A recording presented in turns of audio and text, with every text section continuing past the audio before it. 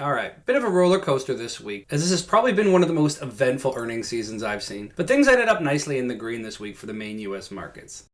This week up, last week flat, the week before a disaster. Who the hell knows what next week has in store for us? Hopefully not a war in Europe.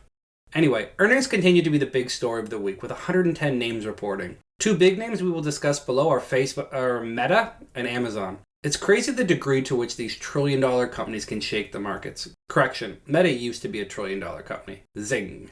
Looking at earnings more broadly, I was just struck by the volatility. I think it's pretty clear that investors weren't really in the mood to shrug off an earnings print. You either got a hat trick or you got put in the penalty box.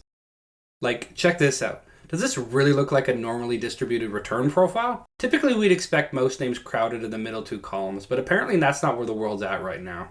On the sector front, energy continues to smash it, outperforming the S&P 500 over the last 3 months by around 23%, despite what seems like cooling tensions on the Ukrainian border. Consumer discretionary was up 3.9%, but yeah, I'm going to petition S&P Global to change the name of this sector to Amazon, Tesla, and Friends. Check this out. Nope, still not convinced? How about now? As far as top performers for the week go, this was again driven by earnings. Heck, even Xilinx was tied to earnings since it's getting bought by AMD in shares and basically pegged to their price. As for the rest of the markets, not a ton going on. The Shanghai Shenzhen CSI 300 didn't magically close flat. The market's still closed for Chinese New Year, opening back up on Monday.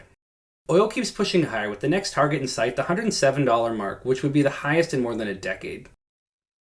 Meta posted a bit of a blah quarter with inline revenues and a decent sized miss on the bottom. Earnings growth seemed to have bottomed out after initial pop from the early COVID lockdown. And the stock got mangled, closing the day down 26.4% when the dust finally settled.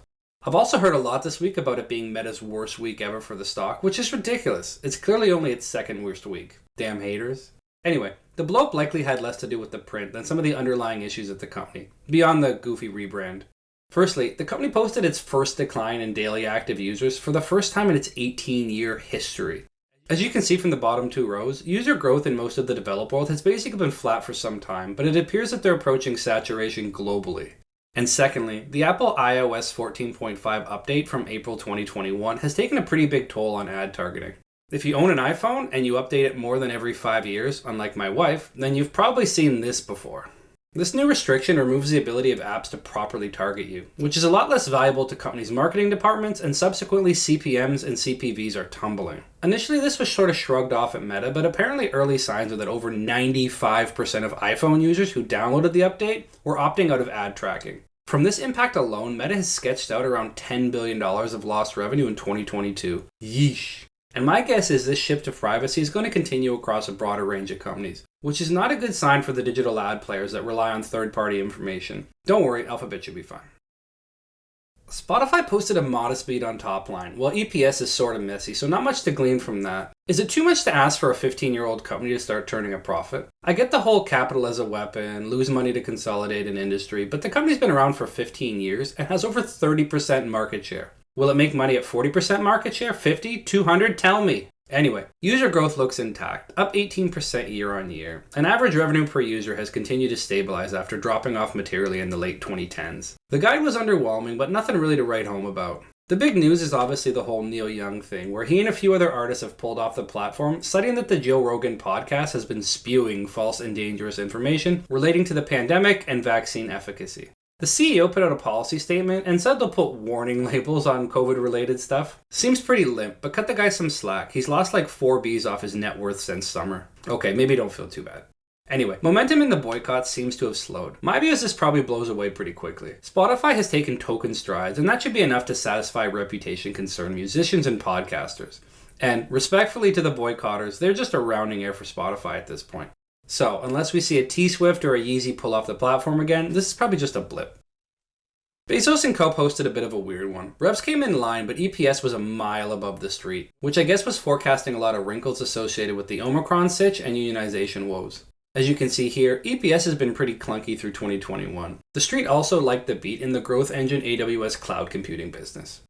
Anyway, a mediocre guide, projected slowdown from reopening, and even an increase in Prime subscription costs weren't enough to hold back investors looking for something positive to latch onto.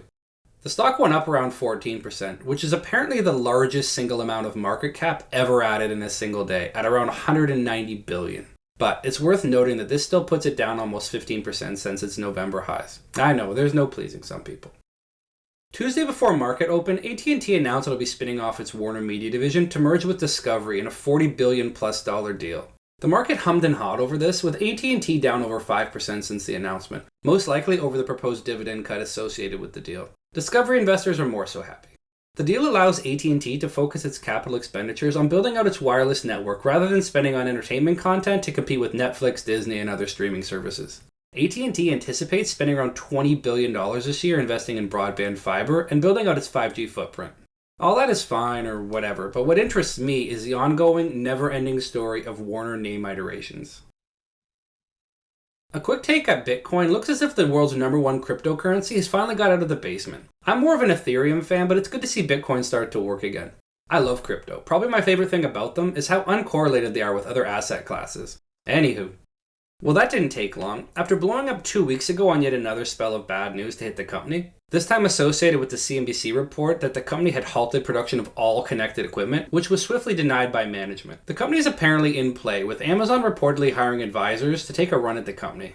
After the Wall Street Journal broke the news, Peloton stock is apparently up 30% in after-hours trading. Oh yeah, let the good times roll. Anyway, with a 30% pop, that puts Peloton's market cap at around $10.5 billion. Or roughly 5.4% of how much Amazon added in cap today. Rounding error. Anyway, that's my quick update on the market. I hope you enjoyed it, and if you did, please give it a like and consider subscribing for more informative and hopefully entertaining market analysis. This is a new channel, so everything helps with the YouTube algorithm thingy. I'm Ryan, and thanks for tuning into Market Lab.